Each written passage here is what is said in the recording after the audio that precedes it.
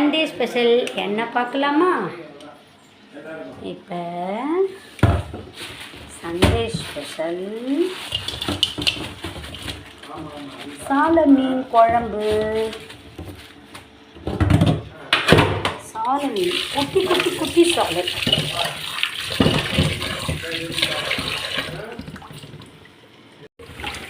மீன் நல்லா வாஷ் பண்ணியாச்சு.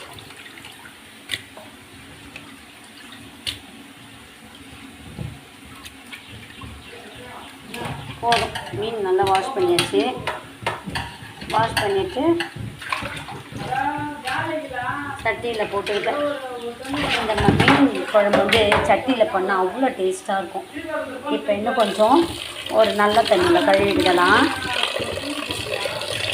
எப்பவுமே மீனை வந்து தண்ணியில் ஊற வைக்கக்கூடாது.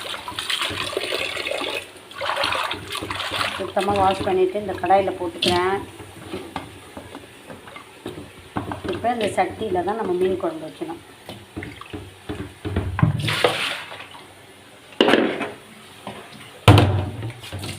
எப்படி வைக்கணுன்றதை சொல்கிறேன். கோழி முட்டை விட்ருக்கு, அதை போய் எடுத்துருவோம். நாட்டுக்கோழி முட்டை விட்ருக்கு பாருங்கள். டேபிளில் துணி மேலே முட்டை விட்ருக்குது. கத்துது கோழி. முட்டை விட்டுட்டேன்னு சொல்லுது பாருங்க.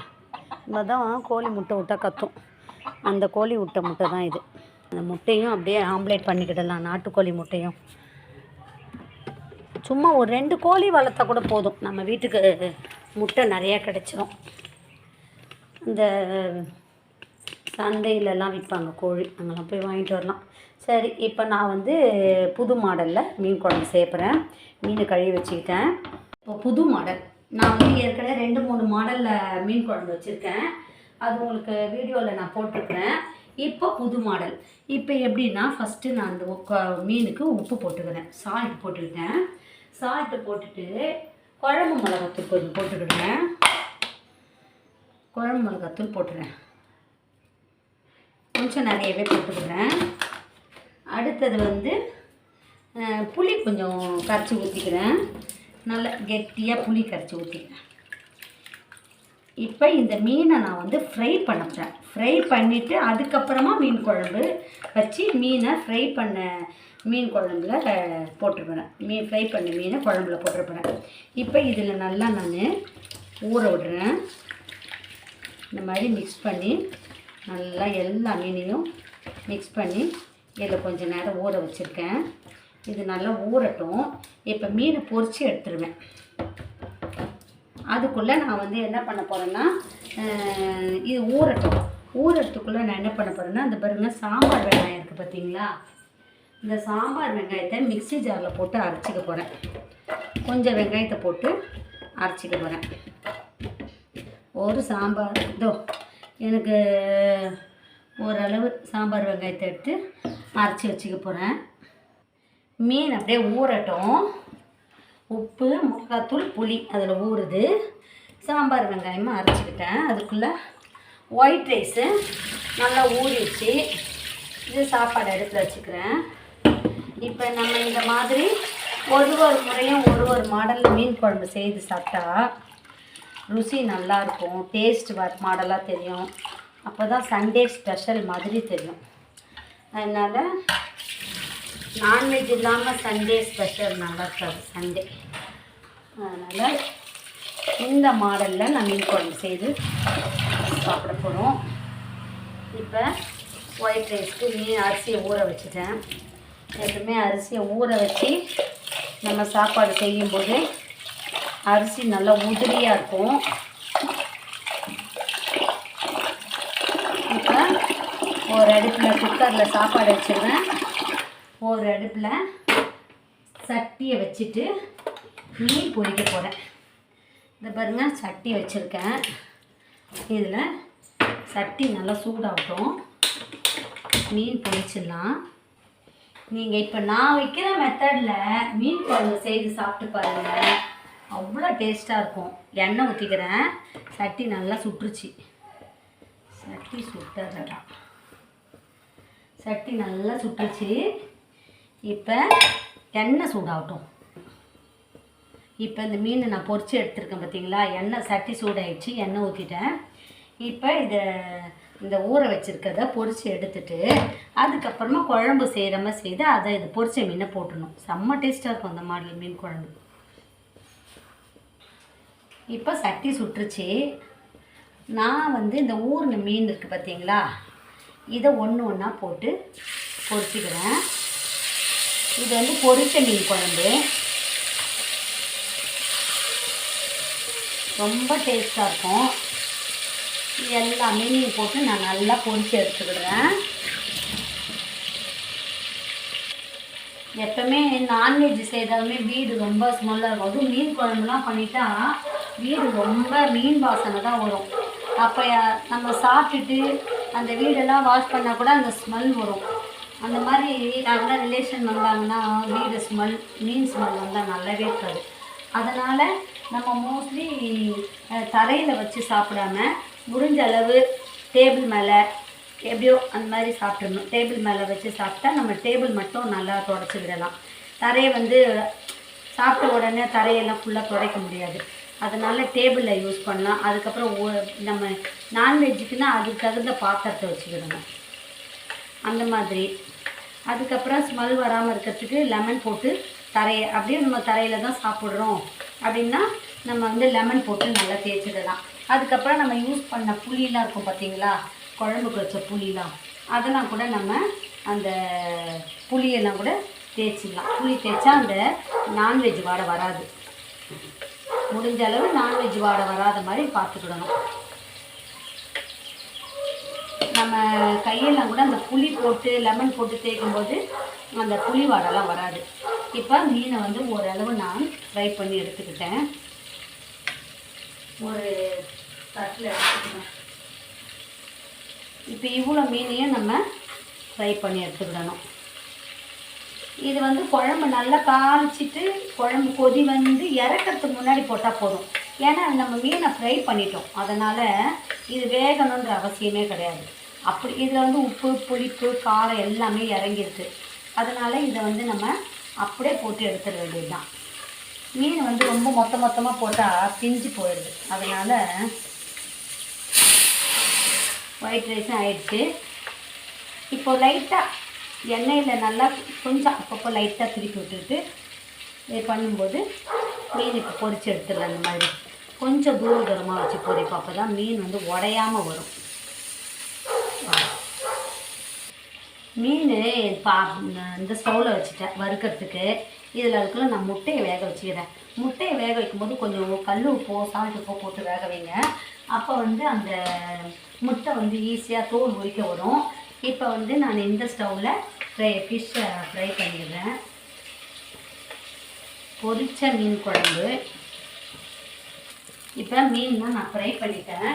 இனிமேல் நம்ம தாளிக்கணும். கடுகு போட்டுக்கிறேன். அந்த எண்ணெயிலேயே தான் நம்ம தாளிக்கணும், வேறு எண்ணெய்லாம் எடுக்க தேவையில்லை. மீன் பொரிச்ச எண்ணெயே போதும். கடுகும் வெந்தயமும் போட்டுக்கிறேன். அடுத்தது வந்து இந்த வெங்காயத்தை போட்டுக்கிறேன். சாம்பார் வெங்காயம். கடுகு பொடிக்கிட்டோம். கொஞ்சோண்டு சாம்பார் வெங்காயத்தை போட்டுக்கிறேன். கடுகு பொடிஞ்சிச்சு, வெங்காயத்தை போட்டுக்கிறேன். வெங்காயம் நல்லா வதங்கட்டும். இதோட நான் அரைச்சி வச்ச சாம்பார் வெங்காயத்தையும் போட்டுக்கிறேன்.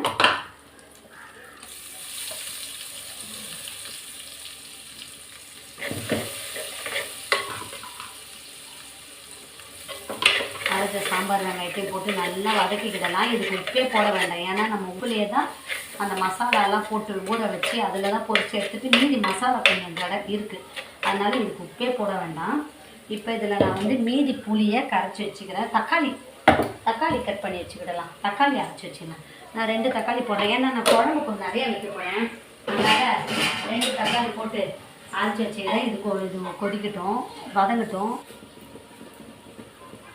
இப்போ வெங்காயம் நல்லா வதங்கிடுச்சு. நான் அரைச்சி வச்ச தக்காளியும் போட்டு எல்லாம் ஒன்றா நல்லா வதக்கிக்கிடுங்க. இப்போ இதில் நான் வந்து புளியை கரைச்சி ஊற்றி வச்சுக்கிறேன் இந்த மிக்ஸி ஜார்லேயே. இந்த மீதி புளியிலேயே நான் ரசமும் வச்சுருவேன். என்ன பச்சை மிளகா ரசமும் வைப்பேன். ரொம்ப சுவையாக இருக்கும். சண்டே ஸ்பெஷல்னாலே ஒரு 4-5 வெரைட்டி இருந்தால் நல்லாயிருக்கும். அதனால் முட்டை அவிச்சிட்டு மீன் குழம்பு பண்ணிவிட்டு அதுக்கப்புறமா ரசமும் வச்சுட்டு கடையில் கூட எதுனா சிக்கன் ஃப்ரை வாங்கிக்கிடலாம். அப்படி இல்லையா முட்டை ஆஃப் பாயிலும் பண்ணிக்கிடலாம். கொஞ்சம் வெரைட்டியாக சாப்பிடும்போது நல்லாயிருக்கும். இது நல்லா வதங்கட்டும். உப்புலாம் எப்படி இருக்குன்னு பார்ப்போம். உப்பு கம்மியாக தான் இருக்குது. அப்போ இதுவே செம்ம டேஸ்ட்டாக இருக்குப்பா, செம்ம டேஸ்ட்டு. இந்த மெத்தட் மீன் குழம்பு அதுக்கு உப்பு போட்டுக்கிட்டேன். நல்லா வதங்கணும். இந்த அடுப்பில் வச்ச முட்டை வந்து வெந்துருச்சு. இப்போ இது நல்லா வதங்கிடுச்சு. இனிமேல் நான் கரைச்சி வச்ச புளியை ஊற்றிக்கிறேன். இதோடு இது நல்லா இன்னும் கொதிக்கட்டும். கொதித்த பிறகு நம்ம இந்த மீன் வறுத்த போக மசாலா குழம்பு பார்த்திங்களா, அதை ஊற வச்சது அதை தனியாக எடுத்து இதில் ஊற்றிக்கிடலாம். இது நல்லா கொதிக்கட்டும். ஊற வச்சோம் பார்த்திங்களா இந்த மசாலா, அதையும் அதில் ஊற்றிக்கிடுவோம். நல்லா புளி தண்ணியெலாம் ஊற்றி இந்த கடாயை நல்லா கழுவிட்டு இதில் ஊற்றிக்கிடுவோம். இந்த பச்சை மிளகாவை பிசைஞ்சு சாப்பிட்டா, இது மிளகா சாப்பிட்றவங்களுக்கு ஒன்றும் இல்லை, இந்த மிளகா சாப்பிடாதவங்க இருப்பாங்க வீட்டில். அதனால் மிளகா சாப்பிடாதவங்க இருக்கனால நான் வந்து எனக்காக 2 பச்சை மிளகா போடுறேன். இதை வந்து நான் கீரிலாம் போடல, ஏன்னா அதில் இருக்க காரம் இறங்கும். நான் முழுசாகவே போட்டுக்கிட்டேன். சாப்பாடு போட்டு பிணைஞ்சு சாப்பிடும்போது இதையும் நல்லா நசுக்கி பிணைஞ்சு சாப்பிட்டா ரொம்ப டேஸ்ட்டாக இருக்கும். அதனால் 2 போட்டிருக்கேன். நல்லா கொதிக்கட்டும். கொதிக்கிறதுக்குள்ளே நான் வந்து பச்சை மிளகா ரசம் வைக்க போகிறேன். பச்சை மிளகா ரசத்துக்கு பச்சை மிளகா போட்டிருக்கேன். இதோட மிளகு, சீரகம், பூண்டு, தக்காளி எல்லாம் போட்டுக்கிறேன். ஒரு தக்காளி போட்டுக்கிறேன். கருவேப்பிலை இல்லை, நான் எந்த பொருள் இல்லைனாலும் அதுக்கு தகுந்த மாதிரி அட்ஜஸ்ட் பண்ணி வச்சுருவேன். இது கருவேப்பிலை இல்லையே அதனால் குழம்பு வைக்க வேண்டாம் அப்படின்லாம் நினைக்க மாட்டேன். இருக்கிறத அட்ஜஸ்ட் பண்ணி வச்சுருவேன். ஆனால் கருவேப்பிலை கட்டாயமாக போட்டே ஆகணும், அப்போ தான் ரசம் நல்லாயிருக்கும். கருவேப்பிலை இல்லை அதனால் நான் போடலை. இதே நல்லா மிக்ஸி ஜாரில் போட்டு அரைச்சிக்கிடுறேன். குழம்பு நல்லா கொதிக்கட்டும். அதுக்குள்ளே நம்ம இந்த ஸ்டவ்வில் ரசம் வச்சுருவோம். அது வந்து பெரிய ஸ்டவ், அந்த கொஞ்சம் அதிகமாக எரியிற ஸ்டவ், அதனால் அந்த பக்கம் வச்சிட்டேன். மீன் குழம்பு நல்லா வத்தன பிறகு தான் நம்ம வறுத்து மீனை போடணும். அதுக்கு நல்லா ரசத்தை வச்சுருவோம். ஒயிட் ரைஸ் பண்ணிவிட்டேன். இனிமேல் முட்டை தோலை உரிக்கணும். குடிச்சிட்டு அது மீன் குழம்புல போட்டு விட்டுதான். பச்சை மிளகா ரசம், கடலை போட்டுக்கிறேன், வெந்தயம் போட்டுக்கிறேன்,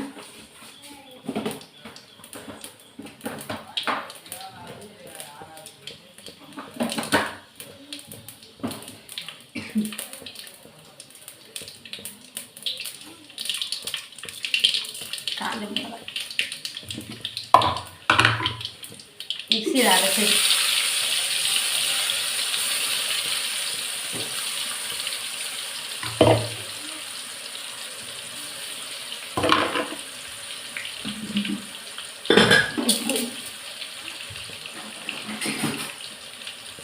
அடுத்தது கொஞ்சம் மிக்ஸ் பண்ணி விடலாம்.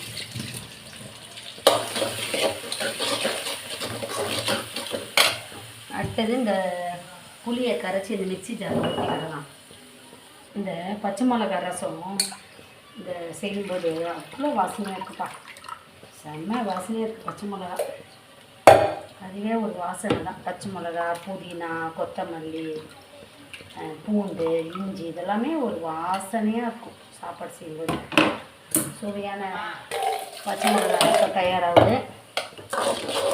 நல்லா வதக்கிப்போம். வதக்கிட்டு ரசத்தை கரைச்ச புளியை ஊற்றிட வேண்டியதுதான். இப்போ இந்த முட்டையை உரிச்சிக்க போகிறேன்.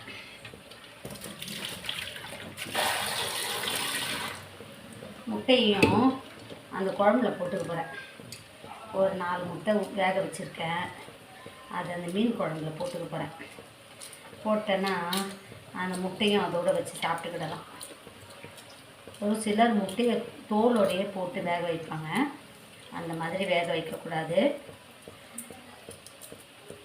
எனக்கு தெரிஞ்சதை நான் சொல்கிறேன். இதை வந்து இந்த குழம்புல சட்டியில் வேகுதில்ல, அதை போட்டுக்கிறேன். இப்போ முட்டையும் இனிமேல் மீனை போட்டு இறக்க வேண்டாம். நம்ம பொரிச்சு வச்சுருக்கோம் பார்த்தீங்களா, அந்த மீனை போட்டு இறக்கணும். இதில் புளியை ஊற்றணும், ரசத்துக்கு கரைச்சி வச்ச புளியை. அவ்வளோதான் சமையல். பாருங்கள், 3/4 மணி நேரம் 1/2 மணி நேரத்துலேயே முடிச்சிடலாம் சமையல்லாம். அது வேறு இப்போல்லாம் 4 ஸ்டவ்வு, 4 பர்னர் வச்சு வருது, 3 பர்னர் வச்சு வருது. இப்போல்லாம் எவ்வளோ வசதிகள் வந்துடுச்சு. இன்னெல்லாம் அம்மியில் போட்டு அரைக்கணும், உரலில் போட்டு இடிக்கணும், அந்த மாதிரிலாம் இருக்கும். இப்போல்லாம் மிக்சி, கிரைண்டர், ஸ்டவ்வு, பக்கத்துலேயே கையிலே யூஸ் பண்ண குழா. முன்னெல்லாம் கிணத்துல இறச்சி எடுத்துகிட்டு வருவாங்க மக்கள். தண்ணியெல்லாம் ரொம்ப ரொம்ப எடுத்துகிட்டு வரணும். இப்போ அப்படி கிடையாது. எல்லா வசதிகளும் வந்துச்சு. அதனால சமையல்லாம் ஈஸி. மிக்சியில் போட்டால் 1 நிமிஷத்தில் எல்லாம் அரைச்சி கொடுத்துருது. முன்னெல்லாம் அம்மியில் போட்டு அரைச்சிக்கிட்டு கிடக்கணும். அந்த காலத்துலலாம் எல்லா விதமாக அரைச்சி வைப்பாங்க. தேங்காய் அரைக்கணும், மசாலா அரைக்கணும். இப்போல்லாம் மிளகாத்தூள்லாம் ரெடிமேடாக வந்துச்சு. முன்னெல்லாம் அரைச்சி தான் பண்ணணும். கம்பல்சரி மிக்சி ஜாரில் அம்மியில் போட்டு அரைக்கணும். வறுத்துட்டு வீட்டிலையே அரைப்பாங்க. அதனால தான் சமையல் பண்ண நேரம் ஆகும். இப்போல்லாம் அப்படி கிடையாது. இப்போல்லாம் நிறையா நமக்கு கைக்குள்ளேயே பொருள்கள் இருக்குது. அதனால் சமையல்லாம் ஈஸி. இன்னும் கொஞ்சம் நேரம் வேக விட்டுருக்கணும் நம்ம முட்டையை. கொஞ்சம் தோல் பிஞ்சு வருது. ஆனாலும் அந்த முட்டையும் அதில் போட்டுட்டேன். அப்போ மீன் குழம்புல முட்டையும் அந்த உப்பு காரம் புளிப்பெல்லாம் பிடிச்சிட்ருக்கோம். ரசத்தை ஊற்றலாம். கருவேப்பிலை வாங்கிட்டு சொன்னேன். ரசம்லாம் கொதிக்க வேணாம், அப்படியே ஸ்டவ் ஆஃப் பண்ணிடலாம். இதை அப்படியே போட்டு சாப்பிட வேண்டியது நல்லாயிருக்கும். இப்போ இறக்கிட்டு இந்த மீன் குழம்பு இந்த பக்கம் வைக்கணும்.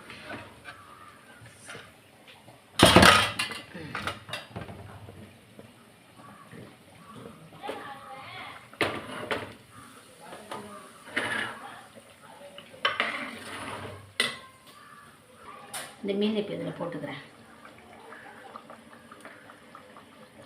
மீன் குழம்பு தயாராகிடுச்சு. செம்ம டேஸ்ட்டு. வறுத்து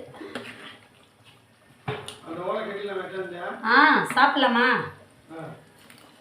வாங்க.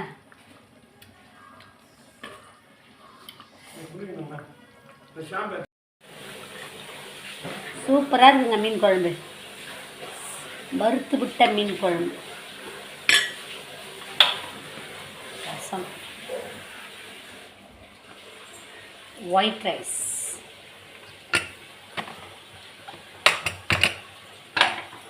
இது ஒரு பாத்திரத்தில் கொட்டி வைக்கணும். முட்டை இருக்குது, நம்ம எடுத்து வச்சிடணும்.